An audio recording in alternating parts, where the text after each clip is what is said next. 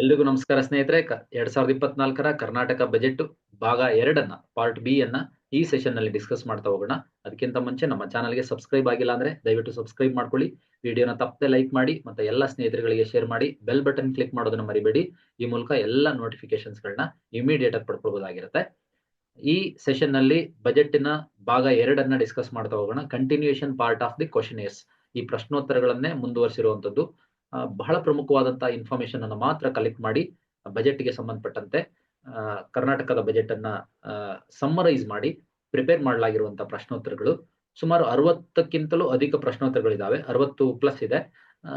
ಈ ಎಲ್ಲ ಪ್ರಶ್ನೋತ್ತರಗಳನ್ನ Karnataka economic survey budget, ಕೇಂದ್ರ ಸರ್ಕಾರದ ಬಜೆಟ್, ರಾಜ್ಯ ಸರ್ಕಾರದ ಬಜೆಟ್, ಕೇಂದ್ರ ಸರ್ಕಾರದ ಕರ್ನಾಟಕ ಎಕನಾಮಿಕ್ ಸರ್ವೆ ಅಥವಾ ಸರ್ಕಾರದ ಸ್ಕೀಮ್ಸ್ಗಳು ಮತ್ತೆ ರಾಜ್ಯ ಸರ್ಕಾರದ ಸ್ಕೀಮ್ಸ್ ಪ್ರೋಗ್ರಾಮ್ಸ್ಗಳು ಎಲ್ಲವನ್ನೂ ಒಳಗೊಂಡಂತೆ ರಚನೆ ಮಾಡಲಾಗಿರುವಂತಹ ಪುಸ್ತಕ ಕೂಡ ಇದೆ, ಕರ್ನಾಟಕದಾದ್ಯಂತ ಅವೈಲಬಲ್ ಇದೆ. ಇದನ್ನು ಕೂಡ ನೀವು ಪಡ್ಕೊಂಡು ಪ್ರೊಫೆಷನರಿ ಎಕ್ಸಾಮ್ಗೆ ತುಂಬಾ ಯುಟಿಲೈಸ್ ಮಾಡ್ಕೊಳ್ಬಹುದಾಗಿರುತ್ತೆ. ಹತ್ತಿರದ ಬುಕ್ ಸ್ಟೋರ್ಸ್ ಗಳಲ್ಲಿ ಪರ್ಚೇಸ್ ಮಾಡಿ ಅಥವಾ ನನ್ನ ನಂಬರ್ಗೆ ಕಾಂಟ್ಯಾಕ್ಟ್ ಮಾಡಿದ್ರೆ ನಾನು ನಿಮಗೆ ತಿಳಿಸ್ಕೊಡ್ತೀನಿ. ಡಿಸ್ಕ್ರಿಪ್ಷನ್ ಬಾಕ್ಸ್ ನಲ್ಲಿ ಟೆಲಿಗ್ರಾಮ್ ಗ್ರೂಪ್ ನ ಲಿಂಕ್ ಅನ್ನ ಹಾಕಲಾಗಿದೆ. ಜಾಯಿನ್ ಆಗೋದ್ರ ಮೂಲಕ ನಮ್ಮ ಎಲ್ಲ ಅಪ್ಡೇಟ್ಸ್ ಗಳನ್ನು ಕೂಡ ಪಡ್ಕೊಳ್ಬಹುದಾಗಿರುತ್ತೆ. ನಿಮಗೆ ಕೆಲವು ದಿನಗಳಿಂದ ಕ್ಲಾಸ್ ಅನ್ನ ತೆಗೆದುಕೊಳ್ಳಕ್ ಆಗಿರಲಿಲ್ಲ, ಯಾಕೆಂತಂದ್ರೆ ದೊಡ್ಡಬಳ್ಳಾಪುರದಲ್ಲಿ ಇಂಡಿಯಾ ಫಾರ್ IAS ಸಂಸ್ಥೆ ವತಿಯಿಂದ 1 ವಾರಗಳ ಕಾಲ ನಿರಂತರವಾಗಿ ತರಬೇತಿಗೋಸ್ಕರ ಸ್ಪರ್ಧಾತ್ಮಕ ತರಬೇತಿಗೆ ಅಂತೇಳಿ ಅಲ್ಲೇ ಸೆಟ್ಲ್ ಆಗಿದ್ದಾಗಿತ್ತು ಹೋಗಿ. ಹಾಗಾಗಿ ಯಾವುದೇ ತರಗತಿಯನ್ನ, ಕರೆಂಟ್ ಅಫೇರ್ಸ್ ತರಗತಿಯನ್ನ 1 ವಾರಗಳಿಂದ ಹೆಚ್ಚು ಕಡಿಮೆ ಒಂದು 10-15 ದಿನದಿಂದ ತೆಗೆದುಕೊಳ್ಳಕ್ ಆಗಿರ್ಲಿಲ್ಲ, ಆ ಕಡೆಗೆ ಕಾನ್ಸಂಟ್ರೇಟ್ ಮಾಡಿದ್ರಿಂದ. ಆದ್ರೆ ಪ್ರೊಬೇಷನರಿ ಎಕ್ಸಾಮ್ಗೆ ಈಗ ಬರ್ತಾ ಇರ್ತಕ್ಕಂಥ ಕರ್ನಾಟಕ KS ಎಕ್ಸಾಮ್ ಏನಿದೆ ಅದಕ್ಕೆ ಡಿಸೆಂಬರ್ ಕರೆಂಟ್ ಅಫೇರ್ಸ್ ಏನು ಅಷ್ಟೊಂದು ಪ್ರಮುಖ ಆಗಲ್ಲ, ಯಾಕೆಂದ್ರೆ 1 ತಿಂಗಳ ಮುಂಚೆ ಕ್ವಶನ್ ಪೇಪರ್ ಅನ್ನ ಪ್ರಿಪೇರ್ ಮಾಡಿರ್ತಾರೆ. ಹಾಗಾಗಿ ಮುಂದಿನ ಎಕ್ಸಾಮ್ಸ್ ಗಳಿಗೆ ಅನುಕೂಲ ಆಗುತ್ತೆ. ಆಗ ನಿಮಗೆ ವಾರದ ಅಥವಾ 15 ದಿನದ ಕರೆಂಟ್ ಅಫೇರ್ಸ್ ಅನ್ನ ಕ್ಲಬ್ ಮಾಡಿ ಸೆಷನ್ ನಲ್ಲಿ ನಾನು ಡಿಸ್ಕಸ್ ಮಾಡಿ ಅಪ್ಲೋಡ್ ಮಾಡ್ತೇನೆ. ಸೊ ಈ ಸೆಷನ್ ನಲ್ಲಿ 2ನೇ ಭಾಗವನ್ನ ಡಿಸ್ಕಸ್ ಮಾಡೋಣ. ನೋಡೋಣ. ಮೊದಲನೇದಾಗಿ ಬಯೋ CNG ಸ್ಥಾವರಗಳನ್ನ ಸ್ಥಾಪನೆ ಮಾಡೋದಕ್ಕೆ ಯೋಜಿಸಿರುವ ಕುರಿತು ಈ ಕೆಳಗಿನ ಹೇಳಿಕೆಗಳನ್ನ ಪರಿಗಣಿಸಿ. ಬೆಂಗಳೂರು, ಮೈಸೂರು, ಹುಬ್ಳಿ, ಬಳ್ಳಾರಿ, ಕೋಲಾರ, ಚಿಕ್ಕಬಳ್ಳಾಪುರ, ಬೆಳಗಾವಿ ಮಾರುಕಟ್ಟೆಗಳಲ್ಲಿ ಬಯೋ CNG ಸ್ಥಾವರ ಸ್ಥಾಪನೆ ಮಾಡ್ತೀವಿ ಅಂತ ಒಂದಿದೆ. ಇನ್ನೊಂದು, ಈ ಮಾರುಕಟ್ಟೆಗಳನ್ನ ಶೂನ್ಯ ತ್ಯಾಜ್ಯ ತರಕಾರಿ ಮಾರುಕಟ್ಟೆಯಾಗಿ ಪರಿವರ್ತನೆ ಮಾಡಲಾಗುತ್ತೆ ಅಂತೇಳಿ ಹೇಳ್ತಾ ಇದ್ದಾರೆ. ಆಪ್ಷನ್ ಸಿ 2 ಕರೆಕ್ಟ್ ಇರುತ್ತೆ. ನೋಡಿ, ಇಷ್ಟು ನಗರಗಳಲ್ಲಿ ಏನ್ ಮಾಡ್ತಾ ಇದ್ದಾರೆ, ಬಯೋ CNG ಪ್ಲಾಂಟ್ಸ್ ಗಳನ್ನ ಎಸ್ಟಾಬ್ಲಿಷ್ ಮಾಡ್ತಾ ಇದ್ದಾರೆ. Bio CNG compressed natural gas ಅಂತ ಕರಿತೀವಿ, ಬಯೋ CNG ಅಂತ. ಈ ಸ್ಥಾವರಗಳನ್ನ ಎಸ್ಟಾಬ್ಲಿಷ್ ಮಾಡ್ತಾ ಇದ್ದಾರೆ. ಬೆಂಗಳೂರು 1, ಮೈಸೂರು 2, ಹುಬ್ಳಿ 3, ಬಳ್ಳಾರಿ 4, ಕೋಲಾರ 5, ಚಿಕ್ಕಬಳ್ಳಾಪುರ 6 ಮತ್ತು ಬೆಳಗಾವಿ 7 ಜಿಲ್ಲೆಗಳಲ್ಲಿ, ಕರ್ನಾಟಕದ 7 ಜಿಲ್ಲೆಗಳಲ್ಲಿ APMCಗಳಿರುತ್ತಲ್ಲ ಅಲ್ಲಿ ಆ ಮಾರ್ಕೆಟ್ಗಳಲ್ಲಿ ಬಯೋ CNG ಪ್ಲಾಂಟ್ಸ್ ಗಳನ್ನ, ಕಂಪ್ರೆಸ್ಡ್ ನ್ಯಾಚುರಲ್ ಗ್ಯಾಸ್ ಪ್ಲಾಂಟ್ಸ್ ಅಂತ ಕರಿತೀವಿ, ಅವುಗಳನ್ನ ಎಸ್ಟಾಬ್ಲಿಷ್ ಮಾಡ್ತಾ ಇದ್ದಾರೆ. ಆ ಮಾರ್ಕೆಟ್ಗಳಲ್ಲಿ ಶೂನ್ಯ ತ್ಯಾಜ್ಯ ತರಕಾರಿ market, zero waste vegetable market ಆಗ್ಬೇಕವು ಎನ್ನುವಂತ ನಿರ್ಧಾರವನ್ನು ಕೂಡ ತೆಗೆದುಕೊಂಡಿದೀವಿ ಅಂತೇಳಿ ಬಜೆಟ್ ನಲ್ಲಿ ಅನೌನ್ಸ್ ಮಾಡಿದ್ದಾರೆ. ಸೊ ನೆಕ್ಸ್ಟ್, ಕರ್ನಾಟಕದ ಭದ್ರಾ ಮೇಲ್ದಂಡೆ ಯೋಜನೆ ಕುರಿತು ಈ ಕೆಳಗಿನ ಹೇಳಿಕೆಗಳನ್ನ ಪರಿಗಣಿಸಿ. 2023-24ರಲ್ಲಿ ಭದ್ರಾ ಮೇಲ್ದಂಡೆ ಯೋಜನೆ ಅನುಷ್ಠಾನಕ್ಕೆ ಕೇಂದ್ರ ಸರ್ಕಾರ 5,300 ಕೋಟಿ ರೂಪಾಯಿಯನ್ನ ಅನುದಾನ ಘೋಷಣೆ ಮಾಡಿತು. ಭದ್ರಾ ಮೇಲ್ದಂಡೆ ಯೋಜನೆಯಡಿ ಚಿತ್ರದುರ್ಗ ಜಿಲ್ಲೆ ಸುಮಾರು 50,000 ಎಕರೆ ಭೂಮಿಯನ್ನ ನೀರಾವರಿಗೆ ಒಳಪಡಿಸೋದಕ್ಕೆ ರಾಜ್ಯ ಸರ್ಕಾರ ಯೋಜನೆ ಮಾಡ್ತಾ ಇದೆ.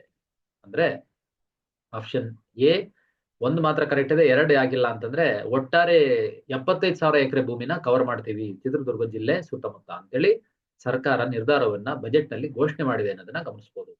ಸೊ ಕೇಂದ್ರ ಸರ್ಕಾರ 5,300 ಕೋಟಿ ರೂಪಾಯಿ ಕೊಟ್ಟಿದೆ ಭದ್ರಾ ಮೇಲ್ದಂಡೆ ಯೋಜನೆಗೆ, ಅಪರ್ ಭದ್ರಾ ಪ್ರಾಜೆಕ್ಟ್ಗೆ. ಅದಕ್ಕೆ 75,000 ಎಕರೆ ಭೂಮಿನ ನೀರಾವರಿಗೆ ಒಳಪಡಿಸೋದಕ್ಕೆ ರಾಜ್ಯ ಸರ್ಕಾರ ಯೋಜನೆ ಮಾಡ್ತಾ ಇದೆ ಅನ್ನೋದನ್ನ ಗಮನಿಸಬಹುದು. ಯಾವ ಜಿಲ್ಲೆ ಸುತ್ತಮುತ್ತ? ಚಿತ್ರದುರ್ಗ ಜಿಲ್ಲೆ ಸುತ್ತಮುತ್ತ ಅನ್ನೋದನ್ನ ಗಮನಿಸ್ಕೊಳ್ಳಿ. ನೆಕ್ಸ್ಟ್ ಬಂದಾಗ ನಮ್ಮ ಕಳಸಾ ಬಂಡೂರಿ ನಾಲಾ ತಿರುವು ಇದೆಯಲ್ಲ, ಈ ಯೋಜನೆ ಕುರಿತು ಈ ಕೆಳಗಿನ ಹೇಳಿಕೆಗಳನ್ನ ಪರಿಗಣಿಸಿ. ಅದರಲ್ಲಿ ನೋಡಿ, ಆಪ್ಷನ್ ಸಿ ಕರೆಕ್ಟ್ ಇರುತ್ತೆ, 2 ಕರೆಕ್ಟ್ ಇದೆ. ಇಲ್ಲಿ ಕಳಸಾ ಬಂಡೂರಿ ನಾಲಾ ತಿರುವು ಇದೆಯಲ್ಲ, ನಮ್ಮ ಧಾರವಾಡ ಈ ಕಳಸಾ ಬಂಡೂರಿ ನಾಲಾ ತಿರುವು ಇದೆಯಲ್ಲ, ಈ ಯೋಜನೆಯಡಿ 3.9 TMC ನೀರನ್ನ ಬಳಸ್ಕೊಳ್ಳೋದಕ್ಕೆ ವಿಸ್ತೃತ ಯೋಜನಾ ವರದಿಗೆ ಕೇಂದ್ರ ಜಲ ಆಯೋಗ ಅನುಮತಿಯನ್ನ ಕೊಟ್ಟಿದೆ. 1. ಮತ್ತೆ ರಾಷ್ಟ್ರೀಯ ವನ್ಯಜೀವಿ ಮಂಡಳಿಯಿಂದ ಅರಣ್ಯ ತೆರವಿಗೆ ಮುಂದಾಗಿರತಕ್ಕಂಥ ನಮ್ಮ ರಾಜ್ಯ ಸರ್ಕಾರ ಟೆಂಡರ್ ಪ್ರಕ್ರಿಯೆಯನ್ನು ಕೂಡ ಆರಂಭ ಮಾಡಿದೆ. ಇವೆರಡು ಸರಿನಾ ಅಂದ್ರೆ ಕರೆಕ್ಟ್ ಇದೆ. ಕಳಸಾ ಬಂಡೂರಿ ನಾಲಾ ತಿರುವು ಇದೆಯಲ್ಲ, ಇದು ಉತ್ತರ ಕರ್ನಾಟಕದಲ್ಲಿ ಬಹಳ ಪ್ರಮುಖವಾದಂತಹ ನೀರಾವರಿ ಯೋಜನೆ. ಇದಕ್ಕೆ ಸೆಂಟ್ರಲ್ ವಾಟರ್ ಕಮಿಷನ್ ನವರು ಪರ್ಮಿಷನ್ ಕೊಟ್ಟಿದ್ದಾರೆ. 3.9 TMC ವಾಟರ್ ಅನ್ನ ಬಳಸ್ಕೊಳ್ಳಿ ಅಂತೇಳಿ ಒಂದು ವಿಸ್ತೃತವಾದಂತಹ ಒಂದು ಯೋಜನಾ ವರದಿಗೆ ಅನುಮತಿಯನ್ನು ಕೂಡ ಕೊಟ್ಟಿದ್ದಾರೆ ಅನ್ನೋದನ್ನ ನಾವು ಗಮನಿಸಬಹುದಾಗಿರುತ್ತೆ. ಇದು ಬಹಳ ಪ್ರಮುಖವಾದಂತಹ ಒಂದು ಯೋಜನೆ ಅಂತೇಳಿ ಗಮನಿಸಬಹುದು. ಕಮೆಂಟ್ ಬಾಕ್ಸ್ ನಲ್ಲಿ ಕಮೆಂಟ್ ಮಾಡಿ. ಹಾಗಿದ್ರೆ ಕಳಸಾ ಬಂಡೂರಿ ನಾಲಾ ತಿರುವು ಯೋಜನೆ ಯಾವ ನದಿಗಳಿಗೆ ಸಂಬಂಧಪಟ್ಟಿದ್ದು? ಉತ್ತರ ಕರ್ನಾಟಕದಲ್ಲಿ ಬಹಳ ಇಶ್ಯೂ ಆಗಿತ್ತು. 2-3 ವರ್ಷಗಳ ಮುಂಚೆ ತುಂಬಾ ಇಶ್ಯೂನಲ್ಲಿ ಇದ್ದಂತಹ 3-4 ವರ್ಷದ ಹಿಂದೆ ಇಶ್ಯೂನಲ್ಲಿ ಇದ್ದಂತಹ ಒಂದು ಪ್ರಮುಖವಾದಂತಹ ಯೋಜನೆ ಇದು. ಯಾವ ನದಿಗೆ ಈ ಒಂದು ಕಳಸಾ ಬಂಡೂರಿ ನಾಲಾ ತಿರುವನ್ನ ಡೈವರ್ಷನ್ ಪ್ರಾಜೆಕ್ಟ್ ಅನ್ನ ತೆಗೆದುಕೊಳ್ಳಲಾಗ್ತಾ ಇದೆ ಅನ್ನೋದನ್ನ ಕಮೆಂಟ್ ಬಾಕ್ಸ್ ಅಲ್ಲಿ ಕಮೆಂಟ್ ಮಾಡಿ. ನೆಕ್ಸ್ಟ್ ಕ್ವಶನ್ ಹೋಗೋಣ. Water and land management institute ಎಲ್ಲಿ ಸ್ಥಾಪನೆ ಮಾಡ್ತಾ ಇದ್ದಾರೆ ಅಂತಂದ್ರೆ ಆಪ್ಷನ್ ಬಿ, ಧಾರವಾಡದಲ್ಲಿ ಸ್ಥಾಪನೆ ಮಾಡ್ತಾ ಇದ್ದಾರೆ water and land management institute. So next ಗಣಿತ ಗಣಕ ಕಾರ್ಯಕ್ರಮ ಕುರಿತು ಈ ಕೆಳಗಿನ ಹೇಳಿಕೆ ಗುರುತಿಸಿ. ಅಂದ್ರೆ ಆಪ್ಷನ್ ಬಿ ಅಂದ್ರೆ ನೋಡಿ, ಗಣಿತ ಗಣಕ ಅಂತೇಳಿ ಒಂದು ಕಾರ್ಯಕ್ರಮ ತೆಗೆದುಕೊಂಡು ಬರ್ತಾ ಇದ್ದಾರೆ. ಈ ಕಾರ್ಯಕ್ರಮದ ಅಡಿಯಲ್ಲಿ ಏನ್ ಮಾಡ್ತಾ ಇದ್ದಾರೆ, 3ರಿಂದ 5ನೇ ತರಗತಿ ಓದ್ತಾ ಇರತಕ್ಕಂತಹ ವಿದ್ಯಾರ್ಥಿಗಳಿಂದಲ್ಲ, ಅವರಿಗೆ ಜೇಪಾಲ್ ಎನ್ನುವಂತ ಸಂಸ್ಥೆ ಅವ್ರ ಜೊತೆಗೆ ಕೂಡಿಸ್ಕೊಂಡು ಸಹಯೋಗದಲ್ಲಿ ಗಣಿತ ಗಣಕ ಕಾರ್ಯಕ್ರಮ. ಏನಕ್ಕೆ ಅಂತಂದ್ರೆ ಮಕ್ಕಳುಗಳು ಗಣಿತವನ್ನ ಇಷ್ಟಪಟ್ಟು ಕಲಿಬೇಕು, ಆ ರೀತಿಯಾಗಿ ಅವರನ್ನ ಪ್ರಿಪೇರ್ ಮಾಡಬೇಕು. ಆ ಒಂದು ಉದ್ದೇಶದಿಂದ ಈ ಒಂದು ಗಣಿತ ಗಣಕ ಕಾರ್ಯಕ್ರಮ ಅಂತೇಳಿ ತೆಗೆದುಕೊಂಡು ಬರ್ತಾ ಇದೆ ರಾಜ್ಯ ಸರ್ಕಾರ ಅನ್ನೋದನ್ನ ಗಮನಿಸಬಹುದಾಗಿರುತ್ತೆ. ಸೊ ನೆಕ್ಸ್ಟ್ ಪ್ರಶ್ನೆ, ಡ್ಯಾಶ್ ವಿದ್ಯಾರ್ಥಿಗಳ ಕಲಿಕಾ ಸಾಮರ್ಥ್ಯವನ್ನು ಸುಧಾರಣೆ ಮಾಡೋದಕ್ಕೋಸ್ಕರ 10 ಕೋಟಿ ರೂಪಾಯಿ ವೆಚ್ಚದಲ್ಲಿ ಮರುಸಿಂಚನ ಕಾರ್ಯಕ್ರಮ ಕೈಗೆತ್ಕೊಳ್ತಾ ಇದ್ದಾರೆ. ಮರುಸಿಂಚನ ಎನ್ನುವಂತ ಒಂದು ಕಾರ್ಯಕ್ರಮ ತರ್ತಾ ಇದೆ ಸರ್ಕಾರ. ಅದು ಯಾವ ವಿದ್ಯಾರ್ಥಿಗಳಿಗೆ, ಯಾವ ರೇಂಜಿನ ಸ್ಟೂಡೆಂಟ್ಸ್ ಗಳಿಗೆ ಅಂತಂದ್ರೆ ಆಪ್ಷನ್ ಎ 6, 7th 6ನೇ ಮತ್ತು 7ನೇ ತರಗತಿ ವಿದ್ಯಾರ್ಥಿಗಳಿಗೆ ಅವರ ಕಲಿಕಾ ಸಾಮರ್ಥ್ಯ ಜಾಸ್ತಿ ಆಗ್ಬೇಕು, ಲರ್ನಿಂಗ್ ಕೆಪಾಸಿಟಿ ಜಾಸ್ತಿ ಆಗ್ಬೇಕು ಅಂತೇಳಿ ಜಾರಿ ತರ್ತಾ ಇರತಕ್ಕಂತ ಯೋಜನೆಯನ್ನ ಮರುಸಿಂಚನ ಕಾರ್ಯಕ್ರಮ ಅಂತೇಳಿ ಕರಿತೀವಿ. ಮರುಸಿಂಚನ ಕಾರ್ಯಕ್ರಮ ಅಂತ. ನೆಕ್ಸ್ಟ್, ಸಂಸ್ಥೆಗಳ ಅಭಿವೃದ್ಧಿಗೆ ಕೊಡುಗೆ ನೀಡೋದಕ್ಕೋಸ್ಕರ ಸರ್ಕಾರಿ ಉನ್ನತ ಶಿಕ್ಷಣ ಸಂಸ್ಥೆಗಳ ಹಳೆ ವಿದ್ಯಾರ್ಥಿಗಳನ್ನ ಹೆಚ್ಚಿಸಬೇಕು ಅನ್ನುವಂತ ಉದ್ದೇಶದಿಂದ ಯಾವ ಹೊಸ ಕಾರ್ಯಕ್ರಮವನ್ನ ಆಯೋಜನೆ ಮಾಡ್ತಾ ಇದ್ದಾರೆ? ಹಳೆ ಸ್ಟೂಡೆಂಟ್ಸ್ ಗಳನ್ನೆಲ್ಲ ಕರೆದ್ಬಿಟ್ಟು ಒಂದು ಸಂಘಟನೆ ಮಾಡಬೇಕು. ಆ ಉದ್ದೇಶಕ್ಕೋಸ್ಕರ ಯಾವ ಒಂದು ಯೋಜನೆಯನ್ನ ರಾಜ್ಯ ಸರ್ಕಾರ ಆರಂಭ ಮಾಡಿದೆ ಅಂದ್ರೆ ಆಪ್ಷನ್ ಡಿ ಕರೆಕ್ಟ್ ಇರುತ್ತೆ. ಬೇರು ಚಿಗುರು ಅಂತ ಕರಿತೀವಿ ಅದನ್ನ, ಬೇರು ಚಿಗುರು ಅಂತ. ನೆಕ್ಸ್ಟ್, ಪ್ರೇರಣಾ ಎನ್ನುವಂತ ಕುರಿತು ಈ ಕೆಳಗಿನ ಹೇಳಿಕೆಯನ್ನ ಗಮನಿಸಿ. ಈ ಒಂದು ಯೋಜನೆ ಕುರಿತು ಇದು ಸರ್ಕಾರಿ ಪಾಲಿಟೆಕ್ನಿಕ್ ಮತ್ತು ಸರ್ಕಾರಿ ಇಂಜಿನಿಯರಿಂಗ್ ಕಾಲೇಜುಗಳ ವಿದ್ಯಾರ್ಥಿಗಳಿಗೆ ಮಾರ್ಗದರ್ಶನ ನೀಡತಕ್ಕಂತ ಕಾರ್ಯಕ್ರಮ. ಒಂದು, ವಿಷಯ ತಜ್ಞರು, ನಾಗರಿಕ ಸೇವಕರು, ಉದ್ಯಮಿಗಳಿಂದ ಮಾರ್ಗದರ್ಶನ ಕಾರ್ಯಕ್ರಮವನ್ನ ನೀಡಲಾಗುತ್ತೆ. ನೋಡಿ, ಆಪ್ಷನ್ ಸಿ 2 ಕರೆಕ್ಟ್ ಇದೆ. ಪ್ರೇರಣಾ ಅಂತ ಒಂದು ಕಾರ್ಯಕ್ರಮ ಇದೆ ಸರ್ಕಾರದ್ದು, ಈ ವರ್ಷ ತರ್ತಾ ಇರೋದು. ಎಲ್ಲಿ ಮಾಡ್ತಾರೆ ಅಂದ್ರೆ ಪಾಲಿಟೆಕ್ನಿಕ್, ಸರ್ಕಾರಿ ಇಂಜಿನಿಯರಿಂಗ್ ಕಾಲೇಜು ವಿದ್ಯಾರ್ಥಿಗಳಿಗೆ ಡೈರೆಕ್ಷನ್ ಕೊಡೋದು. ಹೆಂಗ್ ಡೈರೆಕ್ಷನ್ ಕೊಡ್ತೀರಿ? ಎಕ್ಸ್ಪರ್ಟ್ಸ್ ಗಳನ್ನ ಕರೆಸುವಂಥದ್ದು, ಸಿವಿಲ್ ಸರ್ವೆಂಟ್ಸ್ ಗಳನ್ನ, IAS ಆಫೀಸರ್, KS ಆಫೀಸರ್ಸ್ ಗಳನ್ನ ಕರೆಸುವಂಥದ್ದು, ಎಂಟರ್ಪ್ರಿನರ್ಸ್ ಗಳನ್ನ, ಉದ್ಯಮಿಗಳನ್ನ ಕರೆಸುವಂಥದ್ದು. ಅವ್ರನ್ನ ಕರೆಸ್ಬಿಟ್ಟು ಮಾರ್ಗದರ್ಶನ ನೀಡುವಂತ ಕಾರ್ಯಕ್ರಮವನ್ನ ಕೊಡ್ಲಾಗ್ತಾ ಇದೆ. ಅದನ್ನ ಪ್ರೇರಣಾ ಅಂತೇಳಿ ಕರಿತೀವಿ. ನೆಕ್ಸ್ಟ್, ಮಾನಸಿಕ ಅಸಾಮರ್ಥ್ಯ ಹೊಂದಿರುವ ನಿರ್ಗತಿಕರ ಆರೈಕೆ ಮತ್ತು ರಕ್ಷಣೆಗಾಗಿ ಡ್ಯಾಶ್ ಎಂಬ ಕೇರ್ ಟೇಕಿಂಗ್ ಮನೆಗಳನ್ನ ಸ್ಥಾಪನೆ ಮಾಡಲಾಗ್ತಾ ಇದೆ. ಅಂದ್ರೆ ಆಪ್ಷನ್ ಬಿ ಅನುಪಮ ಗೃಹ ಅಂತ ಕರಿತೀವಿ ಅದನ್ನ. ಅನುಪಮ ಗೃಹಗಳು ಅಂತ, ಗ್ರಹ ಅಲ್ಲ ಗೃಹಗಳು ಅಂತ ಆಗ್ಬೇಕು. ಅದು ಗೃಹಗಳು ಅಂತೇಳಿ ಕರಿತೀವಿ, ಅನುಪಮ ಗೃಹಗಳು ಅಂತ. ಕೇರ್ ಟೇಕಿಂಗ್ ಹೋಮ್ಸ್ ಅಂತೇಳಿ ಎಸ್ಟಾಬ್ಲಿಷ್ ಮಾಡ್ತಾ ಇದ್ದಾರೆ. ಯಾರಿಗೆ ಗತಿನೇ ಇರಲ್ಲ, ಸಂಪೂರ್ಣವಾಗಿ ನಿರ್ಗತಿಕರಾಗಿರ್ತಾರೆ ಅಂತವರ ಆರೈಕೆ ಮತ್ತು ರಕ್ಷಣೆಗೋಸ್ಕರ ಮಾಡ್ತಾ ಇರ್ತಕ್ಕಂತಹ ಒಂದು ಕಾರ್ಯಕ್ರಮ ಅಂತೇಳಿ. ಸೊ 31 ಬಂದಾಗ ನೆಕ್ಸ್ಟ್ ಪ್ರಶ್ನೆ, ತೃತೀಯ ಲಿಂಗಿ ಟ್ರಾನ್ಸ್ಜೆಂಡರ್ ಅಲ್ಪಸಂಖ್ಯಾತರ ಜೀವನವನ್ನ ಸುಧಾರಣೆ ಮಾಡೋದಕ್ಕೋಸ್ಕರ ಈ ಕೆಳಗಿನ ಯಾವ ಪಿಂಚಣಿ ಯೋಜನೆಗಳನ್ನ ಜಾರಿಗೊಳಿಸ್ತಾ ಇದ್ದಾರೆ ಅಂದ್ರೆ ಆಪ್ಷನ್ ಸಿ ಕರೆಕ್ಟ್ ಇರುತ್ತೆ. ಮೈತ್ರಿ ಯೋಜನೆ ಅಂತೇಳಿ ಕರಿತೀವಿ. ಮೈತ್ರಿ ಅಂತೇಳಿ ಯೋಜನೆ, ಆ ಯೋಜನೆಯನ್ನ ಅದಕ್ಕೆ ಅವರಿಗೆ 800 ರೂಪಾಯಿ ಮೊದಲು ಕೊಡ್ತಾ ಇದ್ರು ಪೆನ್ಷನ್ ಮಂತ್ಲಿ. ಈಗ ಅದನ್ನ 1200 ರೂಪಾಯಿಗೆ ಜಾಸ್ತಿ ಮಾಡಿದ್ದಾರೆ ಅನ್ನೋದನ್ನ ಗಮನಿಸಬೇಕಾಗುತ್ತೆ. ಹಾಗಾಗಿ ಸುದ್ದಿಲಿದೆ ಇದು. ನೆಕ್ಸ್ಟ್, ಡ್ಯಾಶ್ ಯೋಜನೆ ಅಡಿಯಲ್ಲಿ SC ಮತ್ತು ST ಅಪ್ರೆಂಟಿಸ್ ಗಳಿಗೆ ಅಂದ್ರೆ ತರಬೇತಿ ಪಡ್ಕೊಳ್ತಾರಲ್ಲ, ಟ್ರೈನಿಂಗ್, ಅವರಿಗೆ ಅಪ್ರೆಂಟಿಸ್ ಗಳಿಗೆ 6 ತಿಂಗಳಿಂದ 1 ವರ್ಷಕ್ಕೆ ಸ್ಟೈಫಂಡ್ ಅನ್ನ ವಿಸ್ತರಣೆ ಮಾಡ್ತಾ ಇದೀವಿ ಅಂತ ಹೇಳಿದ್ದಾರೆ. ಅಂದ್ರೆ ಆಪ್ಷನ್ ಡಿ ಕರೆಕ್ಟ್ ಇರುತ್ತೆ. ಅದನ್ನ ಆಶಾದೀಪ ಯೋಜನೆ ಅಂತ ಕರಿತೀವಿ, ಆಶಾದೀಪ ಯೋಜನೆ ಅಂತ. ನೆಕ್ಸ್ಟ್, ಯಾವ ಉದ್ದೇಶದಿಂದ ಪ್ರಗತಿ ಪಥ ಯೋಜನೆಯನ್ನ ಬಾಹ್ಯ ನೆರವಿನೊಂದಿಗೆ ಎಕ್ಸ್ಟರ್ನಲ್ ಅಸಿಸ್ಟೆನ್ಸ್ ತಗೊಂಡು ಜಾರಿ ತರ್ತಾ ಇದ್ದಾರೆ ಅಥವಾ ಹೊರ ತರ್ತಾ ಇದ್ದಾರೆ ಅಂದ್ರೆ ಅದಕ್ಕೆ ನಮ್ಮ ರಾಜ್ಯದ ಗ್ರಾಮೀಣ ರಸ್ತೆ ಜಾಲವನ್ನ ವ್ಯವಸ್ಥಿತವಾಗಿ ಅಭಿವೃದ್ಧಿಪಡಿಸೋದಕ್ಕೋಸ್ಕರ ಈ ಒಂದು ಪ್ರಗತಿ ಪಥ ಯೋಜನೆಯನ್ನ ತರ್ತಾ ಇದ್ದಾರೆ ಅನ್ನೋದನ್ನ ಗಮನಿಸಬಹುದು. ಕಲ್ಯಾಣ ಪಥ ಯೋಜನೆ ಅಡಿ ಕರ್ನಾಟಕದ 38 ಗ್ರಾಮೀಣ ವಿಧಾನಸಭಾ ಕ್ಷೇತ್ರಗಳಲ್ಲಿ ಪ್ರಧಾನ ಮಂತ್ರಿ ಗ್ರಾಮ ಸಡಕ್ ಯೋಜನೆ ಏನಿದೆಯಲ್ಲ, PMGSY, ಅದೇ ಮಾದರಿಯಲ್ಲಿ ರಾಜ್ಯ ಸರ್ಕಾರ ಮಾಡ್ಲಿಕ್ಕೆ ಹೊರಟಿರುವಂತ ಒಂದು ಯೋಜನೆ ಇದೆ. ಅದನ್ನ ಕಲ್ಯಾಣ ಪಥ ಯೋಜನೆ ಅಂತ ಕರಿತೀವಿ, ಕಲ್ಯಾಣ ಪಥ ಯೋಜನೆ ಅಂತ. ಹೆಚ್ಚು ಕಡಿಮೆ 1150 ಕಿಲೋಮೀಟರ್ ರಸ್ತೆ ಅಭಿವೃದ್ಧಿ ಮಾಡಬೇಕು ಅನ್ನುವಂತಹ ಗುರಿಯನ್ನ ಹಾಕೊಂಡಿದ್ದಾರೆ ಈ ಒಂದು ಬಜೆಟ್ ನಲ್ಲಿ. ನೆಕ್ಸ್ಟ್ ಪ್ರಶ್ನೆ, ಗ್ರಾಮ ಪಂಚಾಯಿತಿಗಳಲ್ಲಿ ಸೋಲಾರ್ ಬೀದಿ ದೀಪಗಳನ್ನ ಯಾವ ಕಾರ್ಯಕ್ರಮದ ಅಡಿಯಲ್ಲಿ ಅಳವಡಿಸ್ತಾ ಇದ್ದಾರೆ ಅಂದ್ರೆ ಆಪ್ಷನ್ ಸಿ ಹೊಂಬೆಳಕು ಕಾರ್ಯಕ್ರಮ ಅಂತೇಳಿ. 25 ಕೋಟಿ ರೂಪಾಯಿ ವೆಚ್ಚ, 50 ಗ್ರಾಮ ಪಂಚಾಯತಿಗಳಲ್ಲಿ ಸೋಲಾರ್ ಬೀದಿ ದೀಪಗಳನ್ನ ಒಂಬೆಳಕು ಕಾರ್ಯಕ್ರಮದ ಅಡಿಯಲ್ಲಿ ಅಳವಡಿಸ್ತಾ ಇದೀವಿ ಅಂತೇಳಿ ಅನೌನ್ಸ್ಮೆಂಟ್ ಕೊಟ್ಟಿದ್ದಾರೆ. ನೆಕ್ಸ್ಟ್ ಸಾವಿತ್ರಿ ಬಾಯಿ ಫುಲೆ ಮಹಿಳಾ ಸಬಲೀಕರಣ ಕಾರ್ಯಕ್ರಮದ ಕುರಿತು ಈ ಕೆಳಗಿನ ಹೇಳಿಕೆಗಳನ್ನ ಗಮನಿಸಿ. ಈ ಒಂದು ಕಾರ್ಯಕ್ರಮವನ್ನ ಹೊಸದಾಗಿ ಅನೌನ್ಸ್ ಮಾಡಿದ್ರು. ಏನಕ್ಕಿದೆ ಅಂತಂದ್ರೆ ಆಪ್ಷನ್ ಡಿ, ಅದು ಒಂದು ಕಾರ್ಯಕ್ರಮ ಮಹಿಳೆಯರ ಆಕಾಂಕ್ಷೆಗಳಿಗೆ ಅನುಗುಣವಾಗಿ ವೃತ್ತಿಪರ ಕೌಶಲ್ಯ ತರಬೇತಿ ಕೊಡೋದು, ಒಂದು ಪ್ರೊಫೆಷನಲ್ ಟ್ರೈನಿಂಗ್ ಕೊಡೋದು, ಜೊತೆಗೆ 1 ಲಕ್ಷ ರೂಪಾಯಿ ಆರ್ಥಿಕ ನೆರವನ್ನು ಕೊಡೋದು, ಸ್ವಸಹಾಯ ಸಂಘಗಳ ಮೂಲಕ ಕೋಲ್ಡ್ ಪ್ರೆಸ್ ಆಯಿಲ್ ಘಟಕಗಳನ್ನ, ಕೋಲ್ಡ್ ಪ್ರೆಸ್ ಎಣ್ಣೆ ಘಟಕಗಳು ಅಂದ್ರೆ ಅಡಿಗೆ ಎಣ್ಣೆ ಘಟಕಗಳನ್ನ ಎಲ್ಲಾ ಗ್ರಾಮ ಪಂಚಾಯತಿಗಳಲ್ಲಿ ಸ್ಥಾಪನೆ ಮಾಡ್ತೀವಿ ಅನ್ನೋ ಉದ್ದೇಶ ಒಳಗೊಂಡಿದೆ.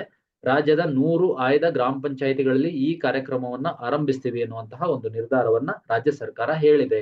ಈಗಾಗಲೇ ಆರಂಭನೂ ಕೂಡ ಆಗಿದೆ ಅನ್ನುವಂತ ವರದಿಯನ್ನ ಕೊಟ್ಟಿದ್ದಾರೆ ಅನ್ನೋದನ್ನ ಗಮನಿಸಬಹುದು. ತುಮಕೂರು ಅಲ್ಲೆಲ್ಲ. ನೆಕ್ಸ್ಟ್ ಯೋಜನೆ, ನೆಕ್ಸ್ಟ್ ಪ್ರಶ್ನೆ, ನನ್ನ ಗುರುತು ಯೋಜನೆ. ಇದಕ್ಕೆ ಸಂಬಂಧಪಟ್ಟಂತೆ ಏನಿದೆ ನೋಡೋಣ. ನನ್ನ ಗುರುತು ಅಂತ ಯೋಜನೆ ನೋಡಿ, ಇದು ಆಪ್ಷನ್ ಡಿ ಎಲ್ಲ ಕರೆಕ್ಟ್ ಇದೆ. ಕಲ್ಯಾಣ ಕರ್ನಾಟಕ ಪ್ರದೇಶಕ್ಕೋಸ್ಕರ ಅಲ್ಲಿ 1000 ಗ್ರಾಮ ಪಂಚಾಯತಿಗಳಲ್ಲಿ ಸಮಾಜ ಕಲ್ಯಾಣ ಇಲಾಖೆ ಸಹಯೋಗದಲ್ಲಿ ಈ ಯೋಜನೆ ಜಾರಿ ಮಾಡ್ತಾ ಇರೋದು. SC ST ಗಳಿಗೆ ಸೇರಿದ ಗ್ರಾಮೀಣ ಜನರ ಸರ್ಕಾರಿ ದಾಖಲೆಗಳನ್ನ ಭದ್ರಪಡಿಸುವಂತ ಗುರಿ. ಮತ್ತೆ ಈ ದಾಖಲೆಗಳನ್ನ ಡಿಜಿ ಲಾಕರ್ ಅಪ್ಲಿಕೇಶನ್ ನಲ್ಲಿ ಸಂಗ್ರಹಿಸಿಟ್ಟಿದ್ದಾರೆ. ಅಂದ್ರೆ ಅವರಿಗೆ ಸಂಬಂಧಪಟ್ಟಿರೋ ಮಾಸ್ ಕಾರ್ಡು, TC ಎಲ್ಲ ದಾಖಲೆಗಳು ಇರ್ತಾವಲ್ಲ, ಅವುಗಳನ್ನ ಏನ್ ಮಾಡೋದು, ಡಿಜಿ ಲಾಕರ್ ಅಂತೇಳಿ ಒಂದು ಅಪ್ಲಿಕೇಶನ್ ಇದೆ ಸರ್ಕಾರದ್ದು. ಅಲ್ಲೇನ್ ಮಾಡೋದು, ಸಂಗ್ರಹಿಸಿ ಇಟ್ಬಿಡೋದು, ಸೇಫ್ ಆಗಿ ಇಟ್ಬಿಡೋದು, ಡಿಜಿಟಲಿ ಅದನ್ನ ಸೇಫ್ ಮಾಡಿ ಇಡೋದು ಅನ್ನೋಂತಹ ಒಂದು ಯೋಜನೆಯನ್ನ ನನ್ನ ಗುರುತು ಅಂತೇಳಿ ಕರಿತೀವಿ. Next, state institute for transformation of Karnataka ಅನ್ನ ಏನಂತ ನಾಮಕರಣ ಮಾಡ್ಬಿಟ್ಟಿದ್ದಾರೆ ಅಂದ್ರೆ ಆಪ್ಷನ್ ಎ, ಕರ್ನಾಟಕ ರಾಜ್ಯ ನೀತಿ ಮತ್ತು ಯೋಜನಾ ಆಯೋಗ, Karnataka state policy and planning commission ಅಂತ ಇತ್ತು. ಇದನ್ನ ಏನಂತ ಮಾಡಿದ್ರು, state institute for transformation of Karnataka ಅಂತೇಳಿ ಮರು ನಾಮಕರಣ ಮಾಡಿದ್ದಾರೆ ಅನ್ನೋದನ್ನ ಗಮನಿಸಬಹುದಾಗಿರುತ್ತೆ. ನೆಕ್ಸ್ಟ್ ಬಂದಾಗ ಮಹಾತ್ಮ ಗಾಂಧಿ ನಗರ ವಿಕಾಸ ಯೋಜನೆಗೆ ಸಂಬಂಧಿಸಿದ ಹೇಳಿಕೆಗಳೇನು ಅಂದ್ರೆ, ನಗರ ವಿಕಾಸ ಯೋಜನೆಗೆ ಸಂಬಂಧಿಸಿದಂತೆ ಆಪ್ಷನ್ ಸಿ 2 ಕರೆಕ್ಟ್ ಇದೆ. ಈ ಯೋಜನೆ 2.0 ಅನ್ನ ಸ್ಟಾರ್ಟ್ ಮಾಡ್ತಾ ಇದ್ದಾರೆ. 10 ಮುನ್ಸಿಪಲ್ ಕಾರ್ಪೊರೇಷನ್ಗಳಲ್ಲಿ ಮೂಲಸೌಕರ್ಯಗಳ ಅಭಿವೃದ್ಧಿಗೋಸ್ಕರ 2000 ಕೋಟಿ ರೂಪಾಯಿ ಒದಗಿಸ್ತಾ ಇದ್ದಾರೆ ಅನ್ನೋದನ್ನ ಗಮನಿಸಬೇಕಾಗತ್ತೆ. ಸೊ ನೆಕ್ಸ್ಟ್, ಆಸ್ತಿ ನೋಂದಣಿಗಾಗಿ ಈ ಕೆಳಗಿನ ಹೇಳಿಕೆಗಳ ಸಾಫ್ಟ್ವೇರ್ ಗಳನ್ನ ಪರಿಗಣಿಸಿ. ಕಾವೇರಿ ಮತ್ತು ಇ ಪ್ರಾಪರ್ಟಿ ಸಾಫ್ಟ್ವೇರ್ ಅನ್ನ ರಾಜ್ಯಾದ್ಯಂತ ಸಂಯೋಜನೆ ಮಾಡ್ತಾರಂತೆ. ಒಂದು, ನಗರ ಪ್ರದೇಶಗಳಲ್ಲಿ ಆಸ್ತಿಗಳ ಅಕ್ರಮ ನೋಂದಣಿ ತಡೆಗಟ್ಟಬೇಕು, ಮತ್ತೆ ಆಸ್ತಿ ನೋಂದಣಿ ಮತ್ತು ಖಾತಾ ನಮೂದುಗಳನ್ನ ಸರಳಗೊಳಿಸಬೇಕು. ಈ 2 ಸಾಫ್ಟ್ವೇರ್ ಗಳನ್ನ ಕಂಬೈನ್ ಮಾಡ್ಬಿಡ್ತಾರೆ ಎನ್ನುವಂತ ಒಂದು ನಿರ್ಧಾರವನ್ನ ತೆಗೆದುಕೊಳ್ಳಲಾಗಿದೆ. ಸರಿನಾ ಅಂತಂದ್ರೆ 2 ಕೂಡ ಕರೆಕ್ಟ್ ಇದೆ. ಇದನ್ನ ಆಸ್ತಿ ನೋಂದಣಿಗೋಸ್ಕರ ಕಾವೇರಿ ಮತ್ತು ಇ ಪ್ರಾಪರ್ಟಿ ಸಾಫ್ಟ್ವೇರ್ ಇವೆರಡನ್ನು ಕಂಬೈನ್ ಮಾಡಿದ್ದಾರೆ ಅನ್ನುವಂತಹ ಒಂದು ನಿರ್ಧಾರ ಗಮನಿಸ್ಕೊಳ್ಬೇಕು. ನೆಕ್ಸ್ಟ್, ಕೆಶಿಪ್ 4 ಯೋಜನೆಯನ್ನ ಪ್ರಸ್ತುತ ವರ್ಷದಲ್ಲಿ ಅಂದ್ರೆ 2023-24ಕ್ಕೆ ಡ್ಯಾಶ್ ಅನ್ನು ಅಪ್ಗ್ರೇಡ್ ಮಾಡೋದಕ್ಕೆ, ಯಾವ ರಸ್ತೆಗಳನ್ನ ಅಪ್ಗ್ರೇಡ್ ಮಾಡೋದಕ್ಕೆ ಅಂತಾರಾಷ್ಟ್ರೀಯ ಧನ ಸಹಾಯ ಏಜೆನ್ಸಿಗಳ ಸಹಯೋಗದೊಂದಿಗೆ ಕಾರ್ಯಗತಗೊಳಿಸ್ತಾ ಇದ್ದಾರೆ ಅಂದ್ರೆ ಆಪ್ಷನ್ ಸಿ ಕರೆಕ್ಟ್ ಇರುತ್ತೆ. ರಾಜ್ಯ ಇದ್ದಾರೆ ಸ್ಟೇಟ್ ಹೈವೇಗಳನ್ನ ಅಭಿವೃದ್ಧಿಪಡಿಸೋದಕ್ಕೋಸ್ಕರ ಕೆಶಿಪ್ ಯೋಜನೆ, ಕೆಶಿಪ್ 4 ಯೋಜನೆ ಅಂತೇಳಿ ಜಾರಿ ತರ್ತಾ ಇದ್ದಾರೆ ಅಂದ್ರೆ ಗಮನಿಸಬಹುದು. ಸೊ ನೆಕ್ಸ್ಟ್, ರಾಜ್ಯ ಹೆದ್ದಾರಿಗಳ ಅಭಿವೃದ್ಧಿ ಕಾರ್ಯಕ್ರಮ ಫೇಸ್ 5 ಅನ್ನ ಪ್ರಸಕ್ತ ವರ್ಷ ಯಾವ ರಸ್ತೆಗಳನ್ನ ಅಂದ್ರೆ ಎಷ್ಟು ರಸ್ತೆಗಳನ್ನ ಅಭಿವೃದ್ಧಿಪಡಿಸೋದಕ್ಕೆ ಆರಂಭ ಮಾಡ್ತಾ ಇದ್ದಾರೆ ಅಂದ್ರೆ ಆಪ್ಷನ್ ಡಿ 1300 ಕಿಲೋಮೀಟರ್ ನ ಟಾರ್ಗೆಟ್ ಇಟ್ಟಿದ್ದಾರೆ ಅನ್ನೋದನ್ನ ಗಮನಿಸಬಹುದಾಗಿರುತ್ತೆ. ಇದಿಷ್ಟು ಸ್ನೇಹಿತರೆ ಈ 2ನೇ ಸೆಷನ್ನಿನ ಕರ್ನಾಟಕ ಬಜೆಟಿನ ಭಾಗವಾಗಿದೆ. ಬಹಳ ಪ್ರಮುಖವಾಗಿ 2 ರಿಂದ ಅಲ್ಲ 3 ಬಾರಿ ರಿವಿಷನ್ ಮಾಡ್ಕೊಳ್ಳಿ ದಯವಿಟ್ಟು, ತುಂಬಾ ಅನುಕೂಲ ಆಗುತ್ತೆ. KS ಎಕ್ಸಾಮಿಗೆ ಹತ್ರ ಬರ್ತಾ ಇರ್ತಕ್ಕಂಥ KS ಎಕ್ಸಾಮಿಗೆ ಮತ್ತೆ ಮುಂದೆ ಬರ್ತಕ್ಕಂಥ ಯಾವುದೇ ಎಕ್ಸಾಮ್ಸಿಗೂ ತುಂಬಾ ಸಹಕಾರಿಯಾಗುತ್ತೆ. ಹಾಗಾಗಿ ಇದನ್ನ ಈ ಸೆಷನ್ ಅನ್ನ ಇಲ್ಲಿಗೆ ಎಂಡ್ ಮಾಡೋಣ. ಎಲ್ರಿಗೂ ನಮಸ್ಕಾರ, ಧನ್ಯವಾದಗಳು. ನೆಕ್ಸ್ಟ್ ಸೆಷನ್ ಅಲ್ಲಿ ರಿಮೈನಿಂಗ್ ಅನ್ನ ಡಿಸ್ಕಸ್ ಮಾಡೋಣ. ನಮಸ್ಕಾರ.